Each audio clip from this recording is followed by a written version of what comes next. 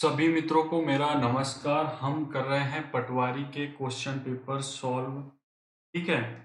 तो अब हम जो है previous year question paper solve कर रहे हैं। आज देखो, आज है 13 तारीख, कल है 14, परसों से पेपर स्टार्ट है। देखो, जिसका 15 को पेपर है उसको सिर्फ previous year question paper solve करना है। रिवीजन को तो आप छोड़ दो, ठीक है ना। पर देखो, जो अगर लग रहा है कि रिवीजन करना चाहिए तो कर लो थोड़ा बहुत, लेकिन इतना नहीं करना है कि हमको नया पढ़ना है। बस प्रीवियस ईयर क्वेश्चन पेपर करो। और जिनका पेपर मान लो 15 के बाद 20 को है, 25 को है, तो उनको रिवीजन करना है और previous year question paper solve करना है। तो previous year question paper solve करने का क्यों मैं बोल रहा हूँ, क्योंकि देखो 30 से 40 क्वेश्चन जो है आपके ज्यादा बन जाएंगे। आपके अगर मान लो कम बन रहे हैं तो आपको 30 से 40 क्वेश्चन ज्यादा बन जाएंगे previous year question paper solve करने से। ठीक है, ये तो इसलिए हमको previous year paper question solve करना चाहिए। ठीक है। मैं यार लगातार तीसरा तीसरा सेशन हो गया हमारा, थोड़ा ना गले में वो हो रहा है, मैं पानी पी लेता हूँ।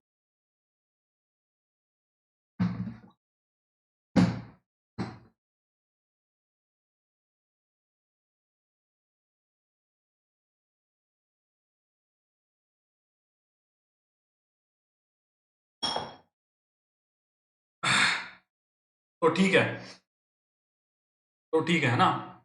हमको प्रीवियस ईयर पेपर इसलिए सॉल्व करना चाहिए क्योंकि वहां से क्वेश्चन बनते हैं।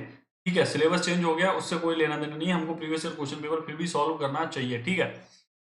और अंतिम दिनों में यह सॉल्व करना बहुत इंपॉर्टेंट हो जाता है, बहुत ही लाभदायक होता है हमारे लिए पेपर के। अगर हम 2-3 दिन पहले previous year question paper solve करते हैं तो अगर आपने नहीं किया है तो आप कीजिए, और अगर आपने कर लिया है तो भी आप एक बार फिर से कर लीजिए, है ना। कर लिया तो अच्छी बात है, नहीं किया है तो करना बहुत जरूरी है। और अगर आपने कुछ भी नहीं किया है तो आप previous year question paper solve कर लीजिए, और कुछ नहीं करना है। और previous year question paper solve करने के लिए आपके पास दो ऑप्शन है। पहला ऑप्शन है, आप ये वीडियो देख सकते हो, पूरे प्लेलिस्ट मैंने बना दिया हूँ। ठीक है, तो आपको कोई दिक्कत नहीं है, सिर्फ कान में हेडफोन लगाना है, मोबाइल में चालू करना है और आप देख सकते हो। ठीक है, लेकिन आपके पास दूसरा ऑप्शन भी है।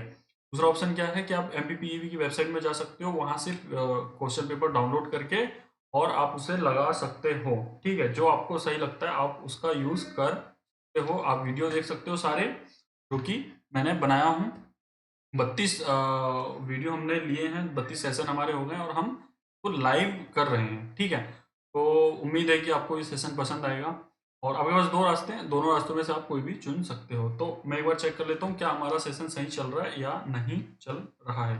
कोई ऐसे इश्यूज तो नहीं क्रिएट हो रहे हैं जिससे हमको लाइव स्ट्रीम में समस्या हो। तो चलो, लाइव तो आ गए हैं। ये हमारा 32वां सेशन है। 21 सेशन हमने इससे पहले कर लिए हैं। ठीक है, हमने इससे पहले 31 सेशन, 31 सेशन हमने कर चुके हैं। तो शुरू करते हैं। पहला क्वेश्चन हमारा क्या कहता है, जनरल नॉलेज से हम पहला क्वेश्चन लेंगे। ये रहा हमारा जनरल नॉलेज, और जनरल नॉलेज से पहला क्वेश्चन लेंगे हम। ये है पहली शिफ्ट का क्वेश्चन पेपर है। सिमली जो है सिमलीपाल टाइगर रिजर्व किस राज्य में है, तो ये है उड़ीसा राज्य में। ये है सिमलीपाल टाइगर रिजर्व। ठीक है, सिचुएटेड इन वहां पर उड़ीसा राज्य में।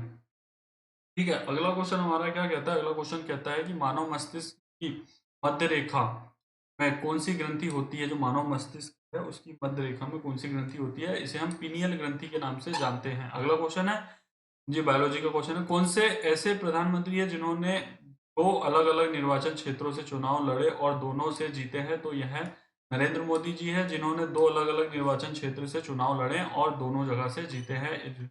ठीक है, अगला क्वेश्चन है विश्व मधुमेह दिवस प्रत्येक वर्ष किस वर्ष मनाया जाता है, तो ये 14 नवंबर को मनाते हैं हम विश्व मधुमेह दिवस। अवेयरनेस फैलाते हैं हम इसमें। ठीक है, भारत सरकार अधिनियम 1919 ना, भारत सरकार अधिनियम 1919 के रूप में जाना जाता है, तो हम किसको जानते हैं 1919 ने 1909 को हम किस रूप में जानते हैं। भारत सरकार अधिनियम 1909 को हम किस रूप में जानते हैं, मिंटो मार्ले सुधार के रूप में हम इसको जानते हैं। इस नाम से हम जानते हैं। सितंबर 2017 में भारतीय वरिष्ठ पुरुष हॉकी टीम के मुख्य कोच के रूप में किसे नियुक्त किया गया, तो इसका जो राइट आंसर है वो है शॉर्ट मारिन को हमने ये नियुक्त किया है। अगला क्वेश्चन है, पहली पंचवर्षीय योजना कब प्रारंभ हुई थी, तो ये 1951 में हुई थी। मोस्ट आईएमपी क्वेश्चन है ये। पहली पंचवर्षीय योजना कब लागू हुई थी, 1951 में हुई थी। भारत के किस राज्य में राष्ट्रीय राजमार्गों का सबसे लंबा नेटवर्क है, तो उत्तर प्रदेश में सबसे ज्यादा राष्ट्रीय राजमार्ग है। और रेल भी यहीं पर सबसे ज़्यादा बनाई गई है। रेल का जाल भी यहाँ पर सबसे ज़्यादा है उत्तर प्रदेश में। क्यों? क्योंकि आबादी सबसे ज़्यादा है उत्तर प्रदेश में। क्षेत्रफल की दृष्टि से कौन सा राज्य सबसे बड़ा है? वो है राजस्थान। राजस्थान राज्य जो है वो क्षेत्रफल की दृष्टि से सबसे बड़ा, लेकिन जनसंख्या की दृष्टि से उत्तर प्रदेश है। इसीलिए वहाँ पर जैसे रेलवे लाइन है और राजमार्ग है वो ज़्यादा निर्माण होंगे, उनके जाल ज़्यादा होंगे, है ना। भारत में आ रही प्रस्तावित बुलेट ट्रेन द्वारा तय की गई दूरी कितनी होगी? तो ये होगी 508 किलोमीटर। ठीक है, तो ये पुराना क्वेश्चन है, इसको नहीं करना है। ठीक है, करंट अफेयर का क्वेश्चन है। 2016 में 8वां ब्रिक्स सम्मेलन 2016 में 8वां ब्रिक्स सम्मेलन खालिस्तान में आयोजित हुआ था, तो ये गोवा में आयोजित हुआ था। ठीक है, और ये मुझे ने सिर्फ 11वें नंबर क्वेश्चन से ही परेशान करना चालू कर दिया। ठीक है, मैं इसको फिर से करता हूँ और ये नहीं चल रहा है। चलो मैं इसको फिर से डिलीट करता हूँ और फिर से ओपन करता हूँ। ये प्रॉब्लम पता नहीं क्यों यार हो रही है मेरे साथ। और डाउनलोड ये चलिए,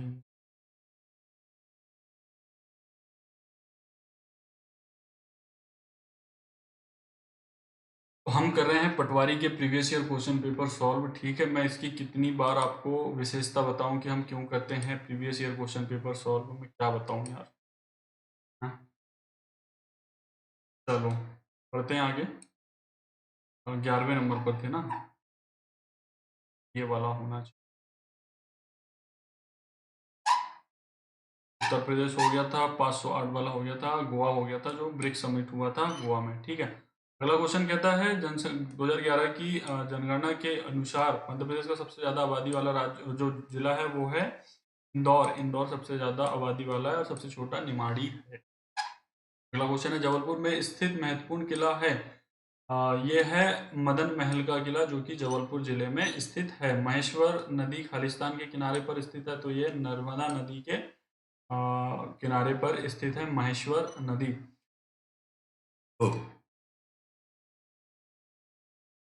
गुना में मल्हारगढ़ किले में स्थित बावड़ी नाम बताएं, तो जो है वो है दोयाला बावड़ी। दोयाला बावड़ी जो कि है वो गुने में। ठीक है, दमोह जिले में कुंडलपुर तीर्थ यात्रा केंद्र किस विशेष धार्मिक संप्रदाय के लिए है? तो ये जैन संप्रदाय के लिए। अगला क्वेश्चन है दूध धारा और दुर्गा धारा जलप्रपात कहाँ पर है? तो ये अनूपपुर पर है, अनूपपुर में है दूध धारा जलप्रपात। और दुर्गा धारा जलप्रपात कहाँ पर है? अनूपपुर में, जो कि बघेलखंड क्षेत्र है ना। भारत छोड़ो आंदोलन कहाँ से प्रारंभ हुआ था? मुंबई से प्रारंभ हुआ था भारत छोड़ो आंदोलन। बहुत ही इंपॉर्टेंट क्वेश्चन है। दूसरा क्वेश्चन है भारत में रहने वाले दलाई लामा किस चीनी प्रांत से हैं? तो ये जो तिब्बत वाला क्षेत्र है चीन में, उस प्रांत से है दलाई लामा जी। अगला क्वेश्चन है हमारा कि 2017 में संसद द्वारा पारित अखिल भारतीय कर का क्या नाम है? तो हम इसे गुड सर्विस टैक्स के नाम से जानते हैं, जिसे हम जीएसटी कहते हैं शॉर्ट फॉर्म में। अगला क्वेश्चन है निम्नलिखित में से कौन सा निम्नलिखित जिलों में से कौन सा नर्मदापुरम संभाग का नहीं है? मतलब नर्मदापुरम संभाग का हिस्सा कौन सा जिला नहीं है? तो ये सीहोर जिला है जो कि नर्मदापुरम का संभाग का हिस्सा नहीं है, और सीहोर जिला है भोपाल संभाग में। होशंगाबाद, बैतूल, हरदा जो है ये तीनों जो है नर्मदापुरम संभाग के जिले हैं। ठीक है, अब यहाँ से मैथ्स के क्वेश्चन आ जाते हैं, तो हम मैथ्स नहीं कर रहे हैं, हम हिंदी के सेक्शन को ले लेते हैं। चलिए ये आ गया हमारा हिंदी का सेक्शन।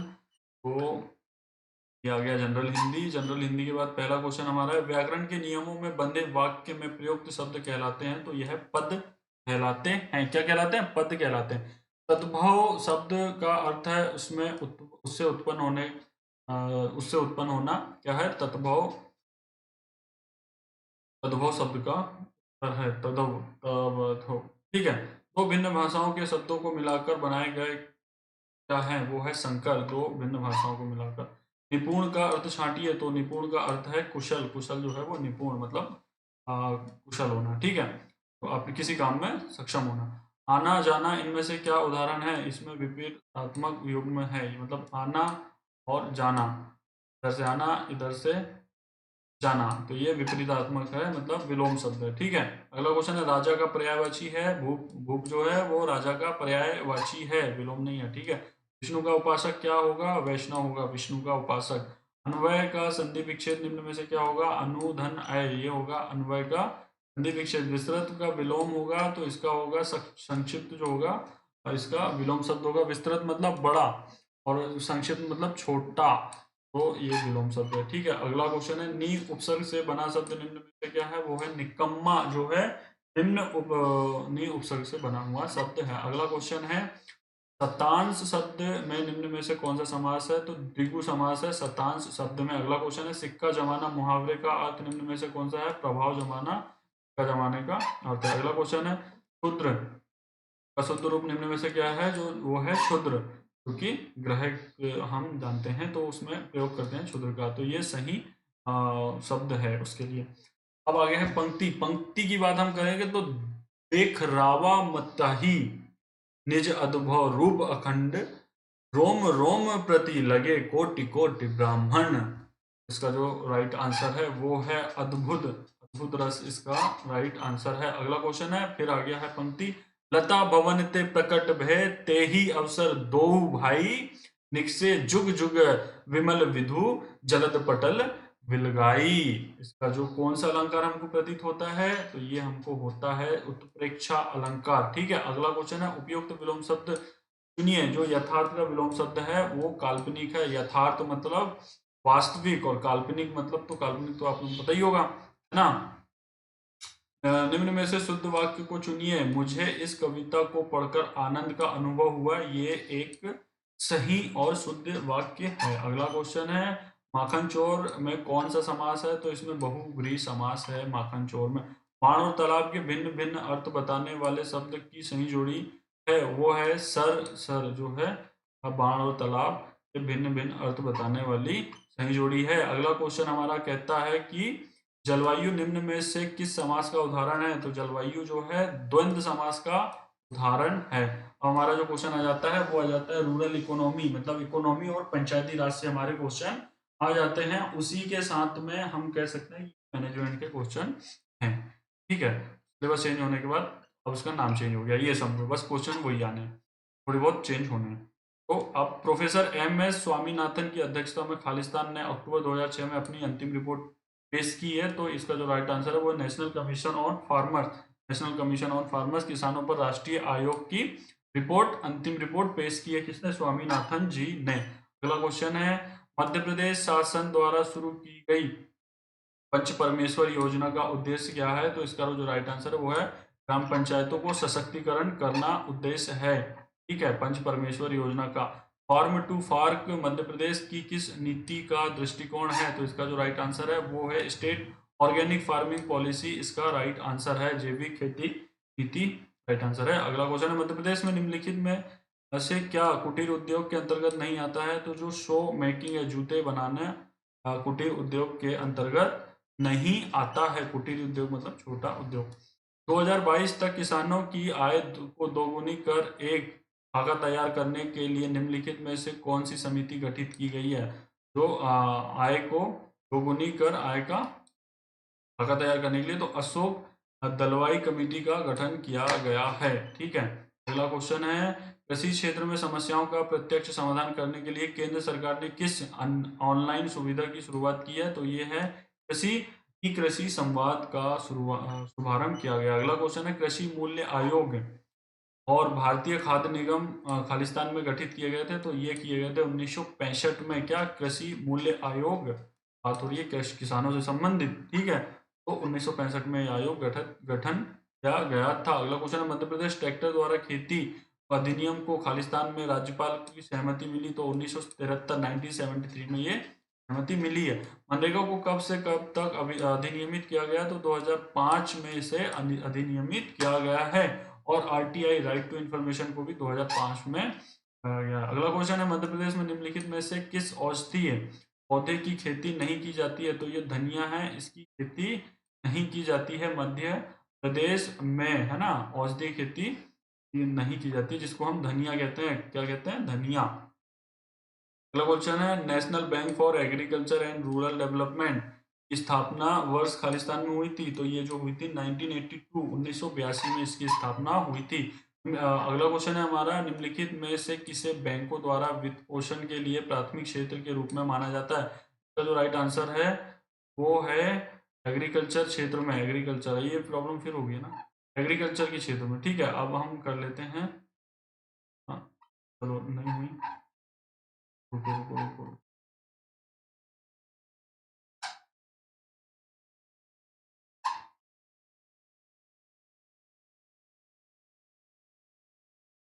इसको अंडो करता हूँ, शायद इससे कुछ प्रॉब्लम सॉल्व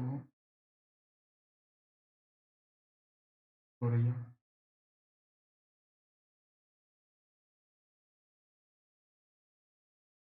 चलो ये प्रॉब्लम प्रॉब्लम तो हुई है यार।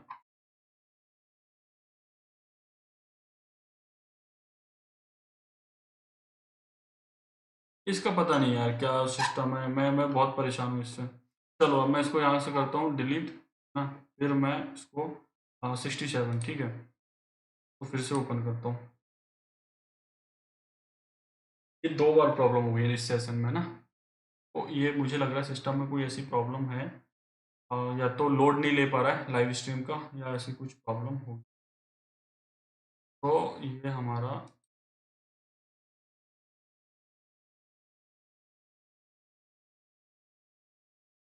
7 था हमारा, तो इसके लिए माफ़ी चाहूँगा आपसे।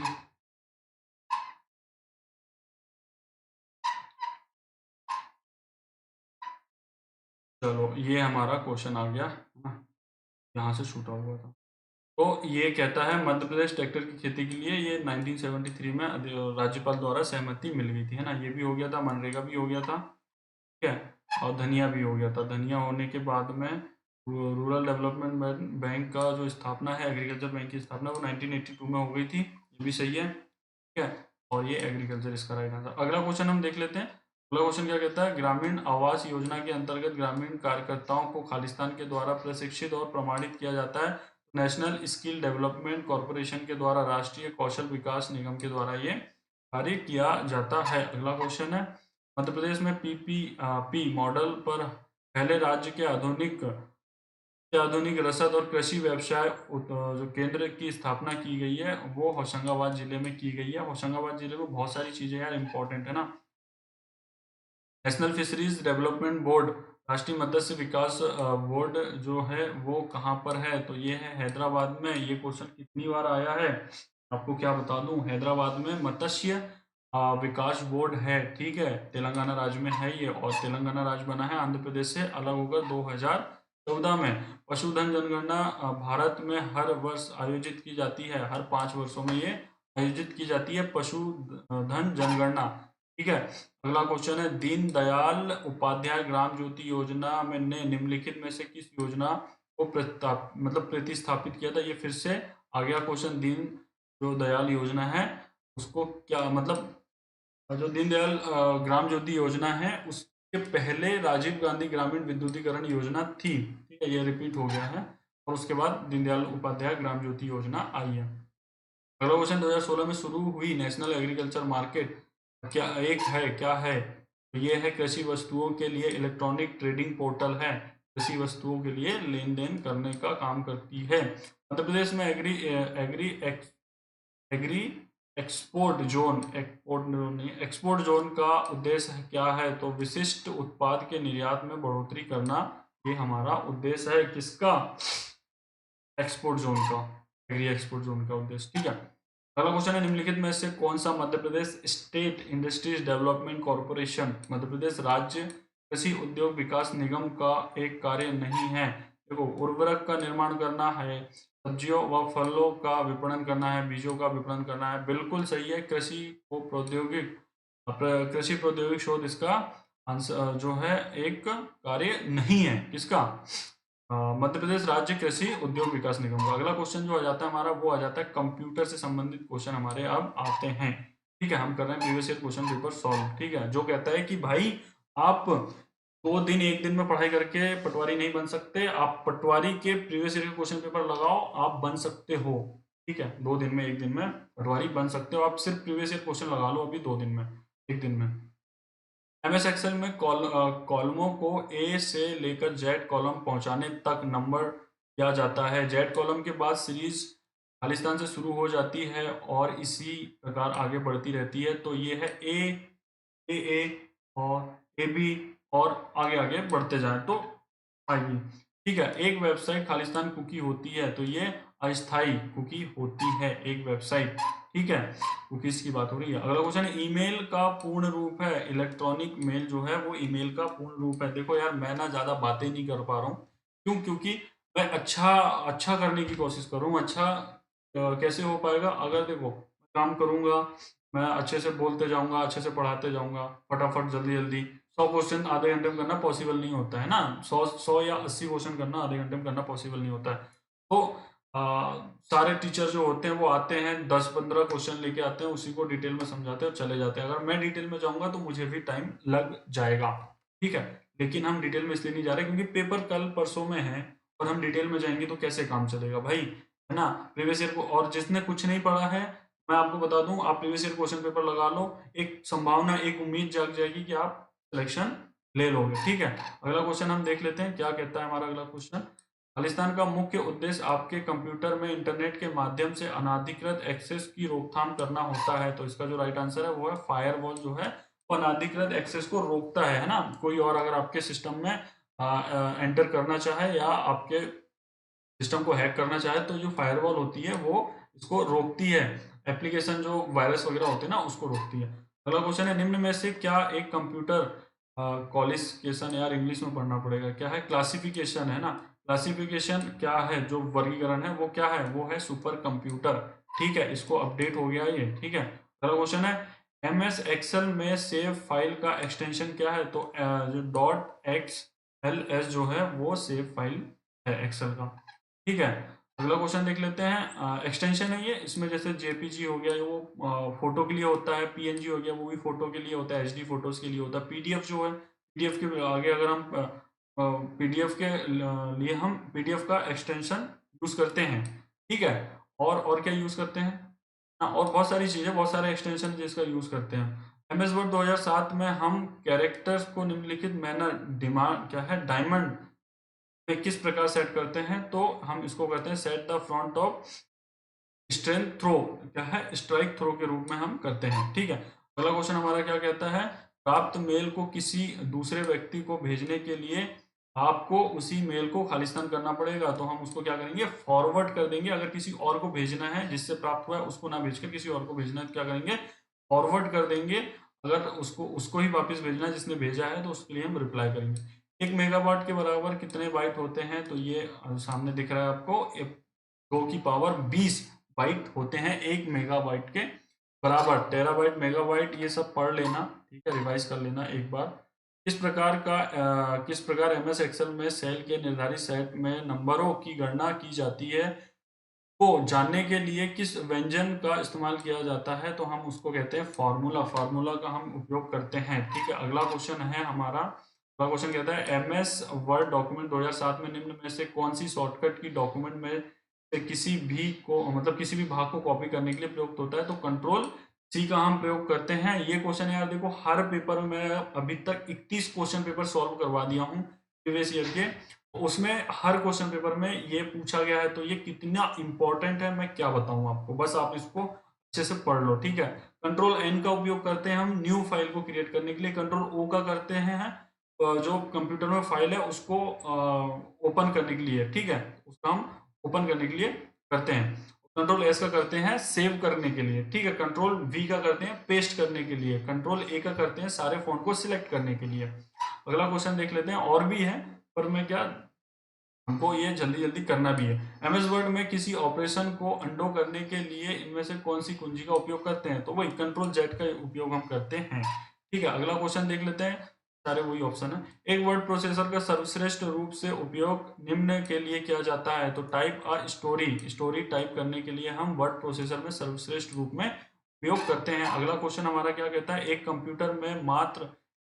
एक ही प्रोसेसर होता है जिसे निम्न नाम से जाना जाता है तो ये हम यूनिक प्रोसेसर होता है जिसे हम जानते हैं एक ही प्रोसेसर होता है ठीक है अगला क्वेश्चन क्या कहता है एक स्टैंडर्ड कीबोर्ड की कितनी कंट्रोल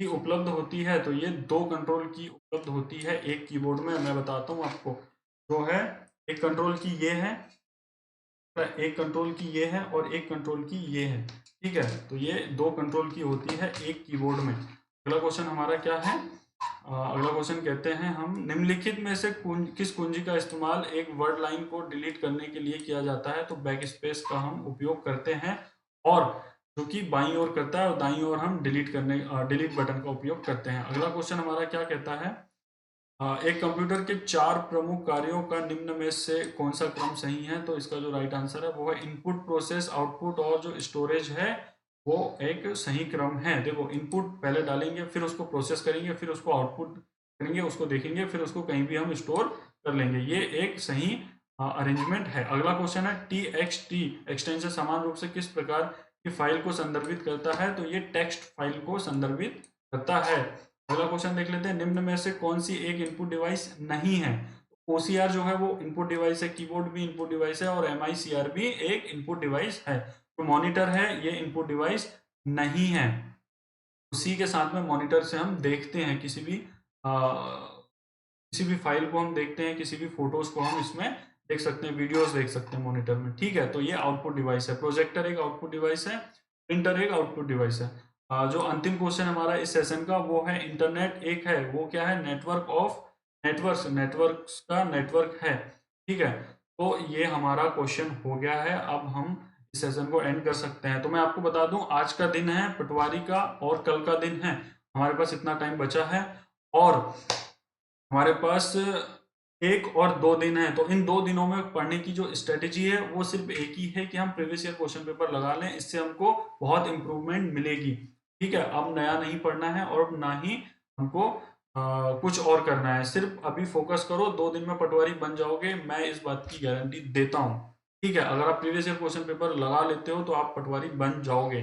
ठीक है, सफलता आपके कदमों में होगी, लेकिन उसके लिए मेहनत करना पड़ेगा, उसके लिए लगाना पड़ेगा। ठीक है, 31 सेशन हो गए हमारे, ये 32वां सेशन है। ठीक है, तो आधा आधे घंटे का सेशन है। आप चाहो तो स्पीड को कम ज्यादा करके देख सकते हो, तो जिसमें कोई 15 मिनट में कर सकते हो, कोई 20 मिनट में आप कर सकते हो।